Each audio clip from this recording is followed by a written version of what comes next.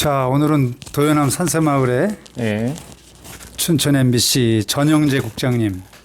저한테는 전영재 기자라고 해야 예, 또 예. 친숙한데 뭐 우리 하도 오랫동안 같이 사진도 찍고 그래서 친구 같기도 하고 뭐 형제 같기도 하고 예. 오랜만에 오셨죠? 아, 저도 진짜 너무 코로나 팬데믹 때문에 스님 맞아요. 뵙고 싶었는데도 못 뵙다가 이렇게 와서 뵈니까 너무 반갑습니다. 제가 가끔 이제 가기도 했는데 예. 오셔서 뭐 저기 그 의암호 바라보시면서 또 커피도 한잔 하시고. 밥도 한잔 얻어 먹고 밥도 먹고 커피도 얻어 먹고 계속 민폐를 끼쳤습니다. 아니 무슨 말씀을요? 오늘 어쩐 일로 오셨어요, 이쪽에? 저희 지금 DMZ TV에 저희 그 유튜브 또 DMZ 관련한 거 제작하고 있는데 그거 지금 제작하러 왔습니다. 좋은 거 뭐 멋있는 거 보셨어요? 오늘 뭐 그냥 늘 뭐 그렇죠. 가을 고제가 끝난 철원 평야는 또 두루미와 기러기가 주인이다. 뭐 이런 거 다시 한번 하지만 또 느꼈습니다. 두루미 때문에 예. 볼거리가 있었어요. 예. 최근에 독일 갔다 오셨다고. 그 제가 10월 1일부터 15일까지 그 코로나 팬데믹 속에서도 우리 DMZ를 어떻게 하면 좀 그 명소화 시킬까 그걸 먼저 통일을 이룬 동서독 사례를 좀 보면서 벤치마킹 하려고 좀 다녀왔습니다. 네. 우리나라 DMZ가 여러 개 도시를 거쳤죠. 그렇죠. 경기도하고 경기도 파주부터 시작해가지고 뭐 강원도 오면은 강화도부터 철원, 강화도도 있나요? 강화도는 해병대인데 거기는 실질적으로 보면 포함이 안 돼요. 한강 하구부터 DMZ가 시작입니다. 예. 거기는 NLL선이 더 가깝죠. 그렇게 해서 파주, 그다음에 고성까지. 파주, 연천, 그다음에 철원, 화천, 양구, 인제, 고성. 고성. 예. 고성이 제일 북단인가요? 그렇죠. 그렇구나. 그래서 가서 이제 어디 들르셨어요? 그 독일 말이 좀 어렵잖아요. 뭐 저 시루트비라든지 뭐 링게스버르야, 뭐 베를린도 가고 했었는데 생소한 지역에. 한 저희가 한 20개 이상 도시를 다녔습니다. 그러니까 적경 지역만 다닌 거죠. 독일에도. 그러니까 이제 독일 적경 지역 같은 경우는 우리는 248km인데 독일은 1393km예요. 그러니까 길이는 한 5배 정도 되는데 폭은 의외로 또 좁아요. 그러니까 50m에서 200m밖에 안 돼요. 긴 데가. 왜 그러냐면 총소문 맞는 구간. 그러니까 왜 그러냐면 동독은 분단의 장벽을 세웠는데 서독은 세우질 않았습니다. 그러다 보니까 동독 국민들이 서독으로 탈출하는 걸 막기 위해서 분단의 장벽을 61년부터 계속 세웠다라고요. 그리고 우리는 이제 들어오는 것도 막 근데 그래서 적경 지역 통과 검문소가 의외로 많았습니다. 근데 그 적경 지역 통과 검문소를 89년도에 그 독일 베를린 장벽이 무너지면서 그걸 다 박물관이나 아니면 적경 지역 기록 보존 소로 이렇게 다 만든 거죠. 박물관 규모도 뭐 어마어마하겠는데? 제가 보면은 솔직히 좀 실망했어요. 왜냐하면 이제 대도시에 있는 거는 좀 큰데 메들라 로이트라는 마을이 그 작은 베를린이라고 불리는 리틀 베를린이라고 거기서 불리더라고요. 그 이유는 뭐냐면 한 50cm 되는 실개천을 사이로 동서독으로 바뀌었어요. 이제 말하자면 국경선이죠, 그게? 그렇죠. 그러니까 동서독으로 어느 날 갑자기. 그러니까 우리 그 해방되고 38선이 생겨서 그 남북으로 바뀐 것처럼 동서독으로 바뀌면서 또 동서독 관계가 그 콜드워, 냉전 시대가 되면서 뭐 이제 장벽들이 그냥 맨 처음에는 그냥 철조망 정도 쳤다가 나무로 했다가 새 철조망 치고 또 분단의 장벽 세우고 이렇게 좀 그 갈등이 심하지 않았습니까? 긴장과 갈등이. 그러다 보니까 그 한 50명의 가구가 사는 데가 동서독으로 바뀌어가지고 오도 못하고 가지도 못하고 그래서 거기 갔더니 뭐라고 얘기를 하냐면 서쪽을 향해서 그 눈빛도 마주치지 말아라. 뭐 이런 정도의 좀 삼엄한 동독에서 그런 상황이었다고 합니다. 근데 89년도에 통일이 되면서 이 마을 자체가 마을 주민들이 이제 이걸 제대로 보존해야겠다 해서 그 소위 얘기하는 우리로 지금 치면 철원 가면은 그 뭐 대대본부 같은 게 있지 않습니까? 그렇죠. 그 전방 대대가 있고 초소들 같은 것들을 있는 그대로 다 보존해 놨어요. 입장료 받습니다. 우린 자꾸 없애기 바쁜데. 네, 그렇죠. 그리고 더 놀랬던 건 뭐냐면, 갔는데 큰 창고가 있어요. 그래서, 저거, 그러니까 유럽에는 이제 말창고나 마구간이 많잖아요. 그래서, 야, 이게 뭐, 마구간이야. 그래갖고 이렇게 딱 들어가 보니까 거기가 박물관입니다. 그러니까 어떤 걸 해놨냐면, 그 옛날 그 동서독 당시에 그 뭐 군용 차량이라든지 경찰차라든지 전쟁 무기들. 예, 전쟁 관련된 차들을 다 전시해 놓고 그럼 이제 관광객들이 주말에 와가지고 그걸 다 재원이나 이런 것들을 다 보고 물론 해설사가 거기 예, 참여하겠죠. 예. 그래서 이제 걔네들 분단의 현장도 느끼고 통일의 소중함도 느끼는 그런 장소로 지금 사용하고 있더라고요. 그래서 우리도 이제 뭐 뭘 하면 우리는 건물을 일단 새로 짓고 아니면 다 헐어버리고 압도적으로. 그리고 그 안에 늘 콘텐츠가 없잖아요. 그러니까 이게 무슨 얘기냐면 식당은 잘 멋지게 차려놨는데 먹을 게 없어. 먹을 게 없고 그러니까 맛없는 컴퓨터 껍데기 예. 만들어 놓고 예. 사양은 엉터리인 거죠. 예. 우리 최근에도 뭐 이 부근에 보면 뭔가 자꾸 만들어요. 예. 뭐 다리도 높게 만들고 출렁다리도 만들고 뭔가 만드는데 과연 그것이 문화유산이 될 수 있을까 저는 그런 생각을 하는데 그리고 어때요? 지금 거기 그 박물관이라는 개념이 우리하고 조금 달라요. 그러니까 물론 대도시에 있는 건 좀 다릅니다. 대도시, 그러니까 마을 주민들이 운영하는 마을 공동체 박물관이다라고 보시면 돼요. 주민들이 운영하는 네, 그러니까 지자체가 아니고 마을 주민들이 하는데 그 소득 사업이 일종이 되나요? 그때죠. 왜냐하면 감시탑 같은 거 예를 들어 갖고 올라가는데 뭐 1유로, 2유로 입장료 받아요. 그렇죠. 그러니까 와서 관리를 해야 하는데 되니까. 그냥 컨테이너 우리로 얘기한 컨테이너 막사 조그맣게 해놓고 그 안에 이제 그때 당시에 역사적인 사료나 사진들을 해갖고 이렇게 공부할 수 있는 장소들 그리고 개인이 가지고 있었던 것들을 거기에 전시하고 모아서 맞습니다. 그리고 이제 그 보면은 의외로 컨테이너로 지은 박물관들이 의외로 많았고요. 우리나라에도 미군 기지가 많지 않습니까? 움직여. 알파 포인트라고 미군 기지가 있는데 거긴 미군이 거주하던 모든 거를 그냥 그대로 똑같이 보관하고 있어요. 그리고 미군의 활약상 이런 것들을 그냥 막사 안에 박물관으로 만들었더라고요. 우리 아시다시피 철원 소위산 올라가면 유인군 막사 있잖아요. 네. 갈 때마다 보면 거의 무너져 가고 있거든요. 그렇죠. 그런 것들 보수하지 않고 옆에다 엉뚱걸 또 지어놨더라고요. 네. 그 자체가 박물관격인데. 그 자체가 문화유산이죠. 그렇죠. 네. 그 뭐 초소도 그 DMZ가 민통선이 물러서면서 초소도 사라지고 예. 너무 안타까워요 그런 것들이. 좀 보시기에 좀 마음이 아프시죠? 그런 그럼요. 아니 그리고 노동 당사도 이게 저도 뭐 옛날에 거기 취재도 좀 많이 하고 그랬습니다만은 지금 잘못 만들면 쓰레기가 된다라는 거예요. 무슨 말씀이냐면 그게 뭐 야외 그 조명을 경관 조명을 엄청 해놨잖아요. 근데 그게 이렇게 아름답게 안 느껴지거든요. 근데 문제는 그 경관 조명이 뭐 아름답고 아름답지 않냐를 떠나서 제가 볼 때는 그 건물에다가 못을 박아가지고 그 배선을 뭐 연결한다든가 그렇게 해놨더라고요. 아니, 그러니까 이제 헝가리 같은 데는 이러 보면 도시 야경이 얼마나 아름답습니까? 그러니까 그런 거를 벤치마킹 한 것 같은데 제대로 못하면 근데 좀 문제가 있죠. 이쪽 뭐 포천이나 철원 군 관계자들하고 같이 안 가시고 그냥 저희 이제 단독 취재였습니다. 예.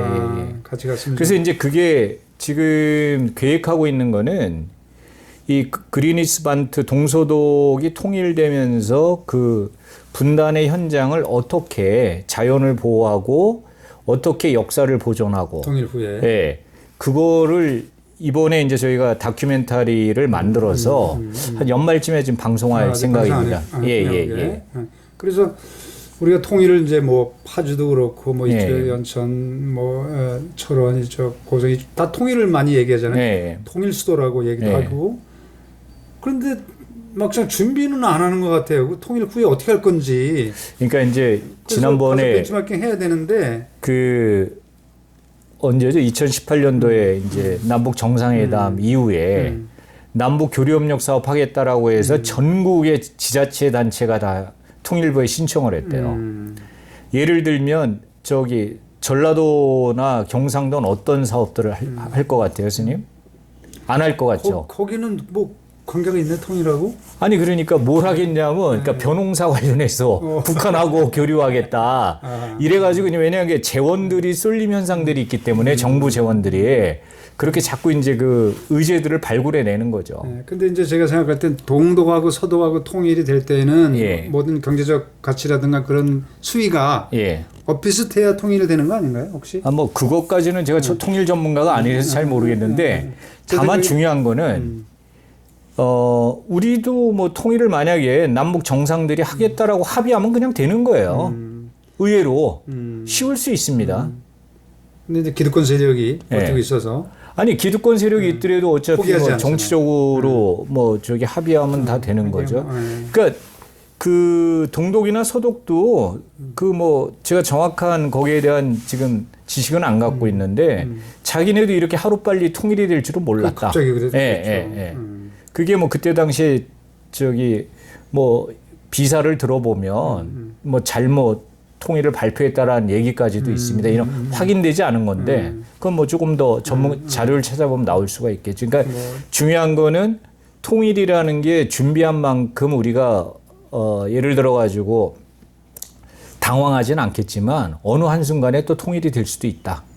이걸 좀 명심해야 될 것 같습니다. 그래서 이제 철원 둘러보신 다음에 네. 이쪽 DMZ를 둘러보신 네. 다음에 독일 가서 통일된 모습을 거기서 뭐라 그래요? 우리는 DMZ라고 그랬는데 거기가 이제 그 적경 지역인데 네. 적경 지역 분단선 이렇게 하는데 거기가 예를 들어 가지고 그 동독 군인들이 동독 국민들이 서독으로 탈출하지 못하게 했던 데가 적경 지역이거든요. 엄밀하게 하면 그걸 근데 그 선 자체를 이제 자연보호 단체에서 그리니스 반트라고 그러니까 우리말로 하면은 녹색띠라고 이름을 명명을 붙인 거죠. 녹색띠로 보존하자. 그래서 이제 여기 계시다가 철원 이쪽 연천 철원 뭐 고성 이쪽을 보시다가 독일 갔을 때 네. 느낌이 또 다르고 예. 거기 있다가 다시 오니까 또 어땠어요? 제가 오늘 그 DMZ 안에 가서 그 철책을 좀 걸어봤는데, 그러니까 이걸 좀 잘 놔둬야 되는데 통일이 되더라도, 그러니까 걔네는 그때 이제 동독 군인들이 장갑차 가지고 순찰하던 데가 그 순찰차 이름이 뭐 콜로넨백이라고 합니다. 그런데 그게 시멘트길로 돼 있거든요. 이게 두 개. 근데 거기가 이제 뭐 자전거를 타거나 그 저기 산책을 하거나 투어 코스가 됐네. 예, 투어 코스로 다 바뀐 거죠. 예, 그리고 일단은 그 지역 자체가 가지고 있었던 물론 동독이 지금 가지고 있는 그 철책이 옛날 분단의 현장에 이렇게 많지는 않아요. 아까 제가 조금 전에 말씀드렸던 메들라로이트 마을 같은 경우는 온전하게 보호하고 있는 거고 그 외 나머지 지역들은 대부분 분단의 흔적을 없애느라 철책들을 많이 헐어냈습니다. 그래서 오히려 예, 그래서 지금은 일부러 그 후회들 하고 있고 그 많은 분들이 오실 거 아닙니까? 그 그렇죠. 지역을 그러면은 그거를 보여주기 위해서 또 다시 철책을 또 그때처럼 이렇게 만들어 갖고 이렇게 해놓고 있는 지역, 예, 뭐 그런 것도 좀 있더라고요. 그래서 방송사라든가 매스컴에서 사실 많이 홍보 좀 하셔야 돼 알려주고 그런데 예. 이제 갔다 오시고 난 다음에 좀 아쉬운 것도 있었겠죠. 아, 이건 좀 더 봤으면 좋았을 걸 뭐. 제가 그런데 생태적으로 좀 많이 못 봤어요. 근데 스님도 아시지만 그 50m에서 200m 사이가 생태 다양성이 있으면 얼마나 다양성이 있겠습니까? 근데 걔네들 얘기하는 거는 뭐 한 6천여 종의 동식물이 서식하고 있다. 이건 왜냐하면 지속적으로 모니터링을 했기 때문이에요. 그렇죠. 우리는 지금 남북 DMZ에 뭐 대해서 그 제대로 된 생태 조사 아직 한 번도 못했죠. 그리고 거기에 뭐 4km인가요? 예예 군사 분계선을 중심으로 해서 양쪽으로? 엄청난 북쪽 2km 예, 엄청난 한 그- 3억 평 정도 되는 걸로 나오는데요. 넓인데.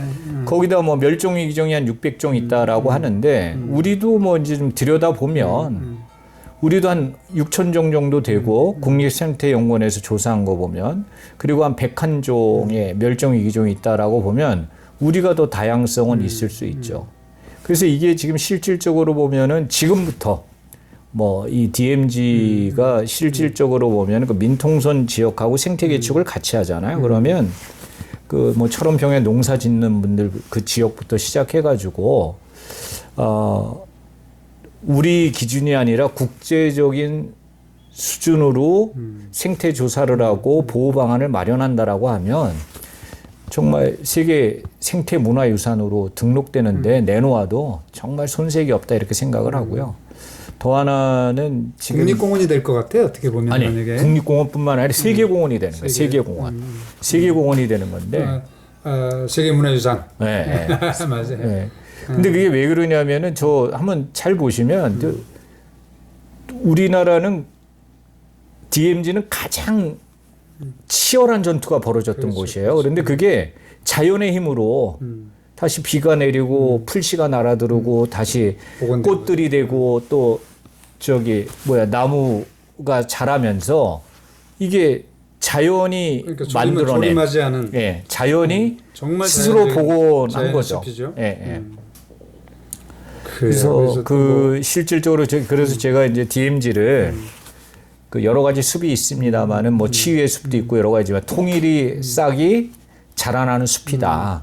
언제 철원 쪽은 뭐 철원뿐만 아니라 연천 철원 이쪽, 네. 고정 뭐 인제 이쪽으로 뭐 강연도 좀 하셔야 되겠네. 아유, 근데 의외로 보면 자료들 많이 나와 있어요. 그냥 우리가 중요한 거는 실천하지 못하는 거죠. 자료 나와 있어도 네. 누군가 자꾸 좀 불씨를 네. 살리고 부추겨야 실감하는 것이지 자료가 많죠. 찾으면 뭐. 아니 그래서 스님 나오는데. 우리가 이제 우리 속담이 있잖아요.